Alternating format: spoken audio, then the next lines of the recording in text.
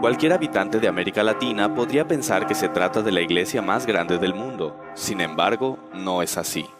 Hablando en términos de población mundial, el cristianismo es la fe más grande, con un 32% de la población mundial. Sin embargo, el cristianismo está dividido en muchas iglesias, de las cuales la católica es solo una de ellas, aunque ciertamente la más grande, conteniendo al 55% de la población cristiana mundial. En cambio, la fe musulmana contiene al 20% de toda la población del planeta. Esto significa un número aproximado de 1.200 millones de musulmanes, contra apenas un poco más de 1.000 millones de católicos en todo el mundo. Evidentemente, la fe musulmana tiene mayor número de adherentes que la Iglesia Católica Apostólica Romana. Sin embargo, este punto nos lleva a una pregunta que le quita el sueño a muchas personas. ¿Por qué la fe cristiana está dividida?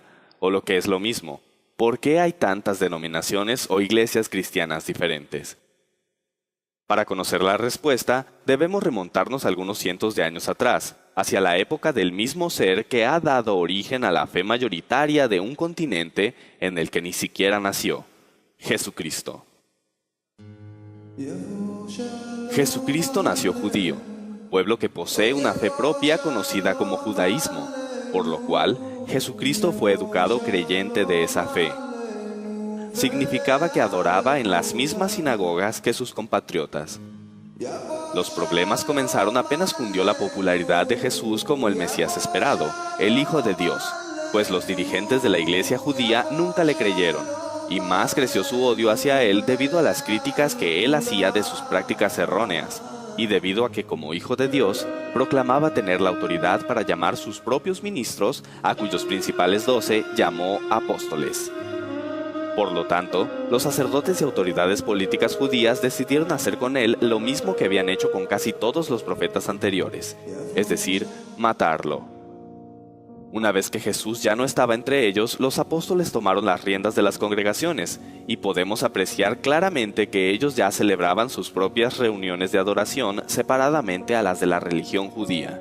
La razón era muy sencilla: los seguidores de Cristo lo aceptaban como el Hijo de Dios y el Salvador, cosa que los judíos no han aceptado hasta el día de hoy.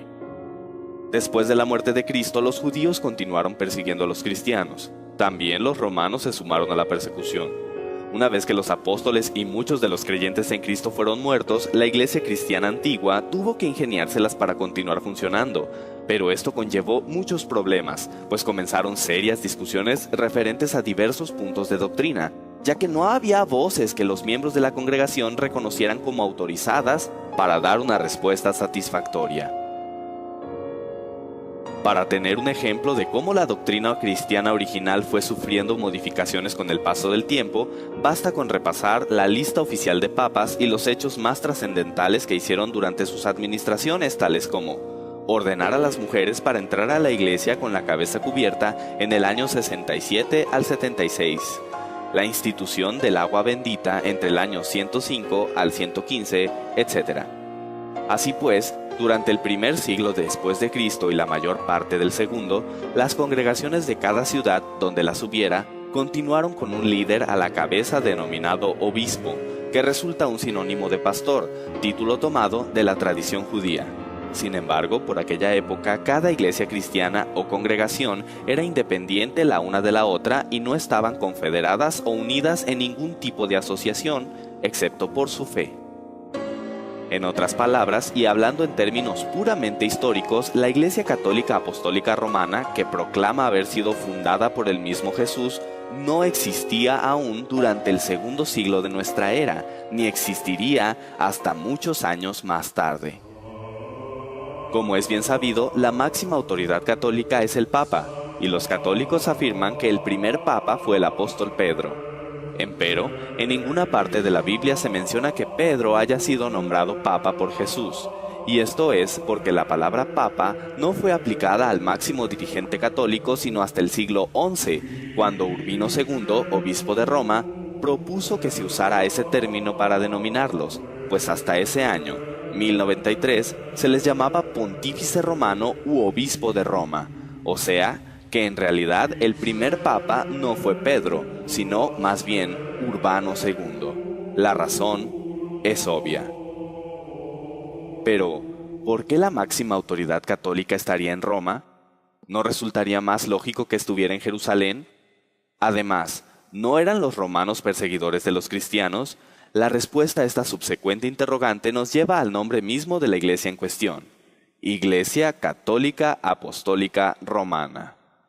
Durante el siglo III aproximadamente, los obispos de Roma decidieron que al estar en la sede del gobierno político más poderoso del mundo de aquel entonces, debían tener también la mayor jerarquía sobre los demás obispos, y por ende, sobre las demás congregaciones cristianas. Durante los años sucesivos, los demás obispos de Roma reclamaron la misma supremacía sobre las demás iglesias. Es ahí donde comienza la historia del líder eclesiástico de una iglesia local como líder de un movimiento religioso de clase mundial. Para justificar su reclamo de hegemonía, argumentaron que Pedro, sucesor de Cristo en el liderato de su fe, había sido el primer obispo de Roma. Sin embargo, como ya hemos mencionado antes, el obispo era la persona a quien se ponía al frente de una congregación para que se hiciera cargo de ella. La Enciclopedia Católica, al justificar la sucesión de San Pedro a través de los papas, cita correspondencia entre autoridades cristianas, donde solo se hace referencia a la idea de que los obispos de Roma heredaron de Pedro la autoridad para legislar sobre el resto de las congregaciones. Curiosamente, estas referencias abundan a partir del siglo III en adelante, mientras que hacia atrás suman apenas 2 o 3. Incluso, hace mención de una idea contraria a la que ellos sostenían. El episcopado petrino era, según los opositores, una novedad que venía de los primeros días del siglo III y que había suplantado una tradición más antigua, según la cual Pedro y Pablo habían sido los cofundadores y Lino el primer obispo. La verdad es que Pedro no dejó ningún documento donde haga constar que los obispos de Roma son sus sucesores o cabeza de la iglesia como conjunto. Pedro no pudo haberse hecho cargo de esa congregación, debido a que sus constantes viajes le habrían impedido cumplir debidamente con las obligaciones que eso conlleva.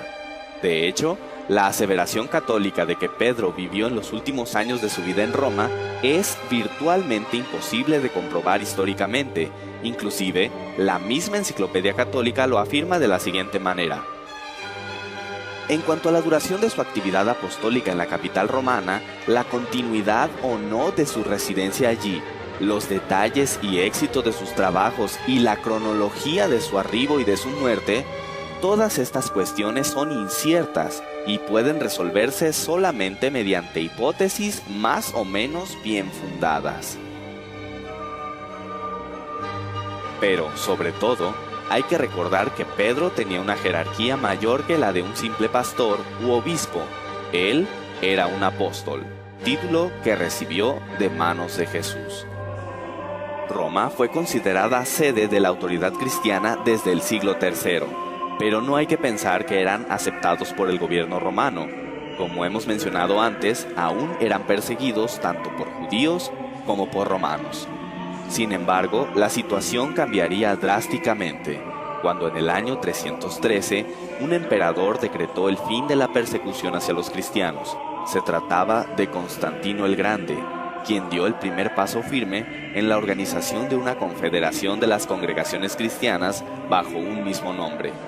A más de 300 años después de Cristo, la Iglesia Católica no existía aún. Después de la partida de los apóstoles, la sencillez del evangelio fue corrompida o se fue apartando de él. Un ejemplo de todo esto es lo concerniente al bautismo, requisito indispensable para ser declarado miembro de una congregación cristiana. La palabra española bautismo significa sumergir, zambullir, hundir en el agua. La inmersión era la forma primitiva generalizada, de ello dan testimonio arqueológico las grandes fuentes bautismales del arte paleocristiano en numerosos templos cristianos en Oriente y Occidente. En el segundo siglo, el bautismo fue restringido a los 2 días festivos de la Pascua y del Pentecostés, y se necesitaba un curso de 3 años para poder recibir dicho sacramento. Para el siglo III se reconoció el bautismo infantil y posteriormente se institucionalizaría con el fin de volver al catolicismo a todo el Imperio Romano. El primer escritor cristiano que menciona el bautismo infantil es Tertuliano, y él se opuso. Nosotros no somos lavados para después cesar de pecar, sino porque hemos cesado de pecar. John L. Mosheim, en su libro Ecclesiastical History, escribe: el método antiguo de gobierno eclesiástico parecía subsistir en general todavía, mientras al mismo tiempo variaba el mando primitivo y degeneraba hacia la forma de una monarquía religiosa. Es un hecho históricamente aceptado que había pugnas de poder dentro de los círculos ministeriales del cristianismo. Sin embargo, no todos estaban dispuestos a aceptar tales reformas jerárquicas tan fácilmente. Si todas las comunidades, fraternidades cristianas son iguales, lo son sus obispos, como sucesores de los apóstoles con los mismos derechos entre sí. Por eso, los obispos o jefes de comunidades son colegas o coepiscopos. Las cuestiones que hemos mencionado hasta ahora no eran las únicas controversias que se manejaban. Era evidente que no había orden dentro del cristianismo y mucha confusión. Es ahí donde entra en escena Constantino. Nació en Naissus el 27 de febrero de 272 y a pesar de que los romanos habían perseguido ferozmente a los cristianos durante muchos años, Constantino se convirtió en su defensor, supuestamente tras haber tenido una visión en la que vio una cruz en el cielo y un sueño posterior en el que se le ordenó añadir un nuevo símbolo a su estandarte en 312 después de Cristo. Cabe hacer hincapié en que se hizo simpatizante del cristianismo, mas no se bautizó. Un año después, en 313, Constantino y Licinio, quienes eran los líderes del Imperio Occidental y Oriental respectivamente, firmaron el Edicto de Milán, en el cual se promulgaba la libertad de adoración en el Imperio Romano y daba a Constantino el título de legislador de la Iglesia. Que a los cristianos y a todos los demás se conceda libre facultad de seguir la religión que a bien tengan, sea lícito a cada uno dedicar su alma a aquella religión que estimare convenirle.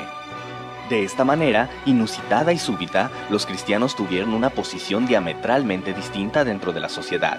Pero fue tan diametralmente distinta su nueva posición que, evidentemente alejados del evangelio de amor al prójimo que predicó Jesús, se convirtieron en verdugos al perseguir, torturar y asesinar a los paganos a partir de los años 314 y 315.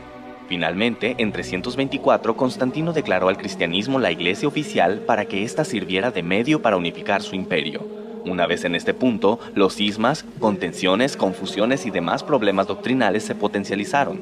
Temiendo que estos conflictos volvieran a dividir al imperio, Constantino convocó al llamado Concilio de Nicea, donde se pretendía llegar a un acuerdo sobre temas hasta hoy tan controversiales como la naturaleza de Dios y su relación con el Hijo y el Espíritu Santo. Había diversas facciones que proclamaban opiniones al respecto, y el emperador Constantino, aunque no entendía los detalles de las discusiones de teología griega, notó que el grupo de Atanasio no cedería, y sería complicado mantener el orden del imperio. Por esta razón, y aconsejado por Ocio, decidió en favor de Atanasio, proclamando que Jesús era consustancial con el Padre.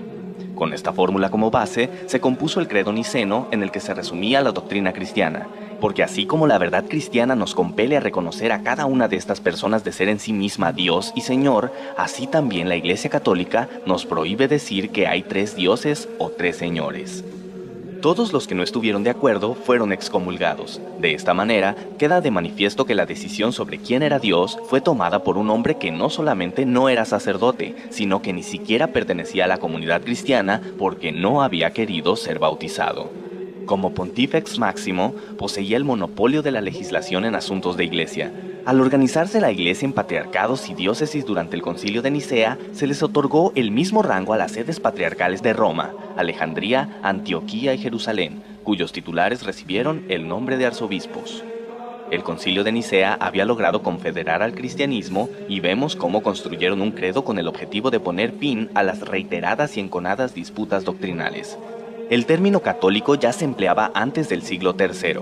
De hecho, el primer registro que existe de este se encuentra en la carta del obispo San Ignacio de Antioquía a los esmirionitas en el año 110 después de Cristo. Donde esté el obispo, esté la muchedumbre, así como donde está Jesucristo, está la Iglesia Católica. Los estudiosos discuten si católico en este contexto significa universal o verdadera, auténtica. Durante las persecuciones, desde los primeros siglos, cuando preguntaban a los cristianos a qué iglesia pertenecían, decían a la católica. Bajo este concepto podemos entender que usaban el término iglesia católica no porque la iglesia así se llamara. Usaban el término católico para referirse a que pertenecían a la iglesia verdadera, es decir, la iglesia de Cristo, dando a entender que las demás iglesias eran falsas. Fue hasta el siglo IV cuando la iglesia que Constantino organizó fue nombrada católica. Actualmente se prefiere el significado universal para el término católico. En este punto realmente nace lo que ahora conocemos como Iglesia Católica y podemos entender entonces por qué la nacionalidad romana va junto a su nombre. Cuando Constantino cambia la capital del imperio a Bizancio, el obispo de esa ciudad quiso tener la misma preponderancia que su colega romano. Esto es una prueba de que la hegemonía del obispo romano sobre el resto de la iglesia se debe a su ubicación en la capital romana y que la supuesta sucesión de San Pedro es solo un pretexto. En el Cuarto Concilio Ecuménico celebrado en Calcedonia en el año 451, se reconoció a Constantinopla el mismo primado que a Roma. En este concilio ecuménico, el obispo de Constantinopla pasó a recibir el título de Patriarca Ecuménico. El obispo de Roma, León I, se opone a estas medidas y además decide resaltar su primacía adoptando el título de Pontifex Máximo que el entonces emperador romano, Flavio Graciano, había dejado de usar. Este deseo de primacía absoluta por parte de Roma conducirá, entre otros motivos, a que en 1054 se produzca el cisma de Oriente y Occidente, es decir, la división del cristianismo entre la Iglesia Católica Apostólica Romana y la Iglesia Católica Ortodoxa, que cuenta con 300 millones de miembros en todo el mundo. Pero Constantino no se enteraría de estos pleitos, pues moriría el 22 de mayo del año 337. Antes de morir, decidió que era el momento de bautizarse, y lo hizo en su lecho de muerte. Curiosamente, su bautismo fue oficiado por uno de los obispos que estuvo en contra del credo de Nicea, Eusebio de Nicomedia. En vista de todo esto, podemos decir que el gran gestor de la Iglesia Católica Romana no fue ni Jesús ni Pedro, sino Constantino, este emperador que vivió varios siglos después de ellos, pues fue él quien organizó a la Iglesia y determinó la base doctrinal que de todos modos seguiría sufriendo muchos cambios aún hasta nuestros días. Los cristianos obtuvieron libertad de adoración gracias al Edicto de Milán, pero la Iglesia Católica dejaría esas libertades de lado al exterminar implacablemente a cualquier persona o nación que se interpusiera a sus intereses o que profesara creencias diferentes a su doctrina. Y finalmente llega el momento de responder a la primera pregunta que planteamos. ¿Por qué el cristianismo está dividido? Podemos concluir que hay muchas iglesias cristianas debido a personas que se percataron de que la doctrina predicada por la Iglesia Católica se distanciaba abismalmente del evangelio de aquel personaje que afirman fue su fundador. Tal vez el tiempo ha empañado la historia temprana de la Iglesia Católica, pero finalmente la historia siempre nos dará una idea de nuestras raíces, y nuestras raíces siempre serán una indicación de quiénes somos en realidad.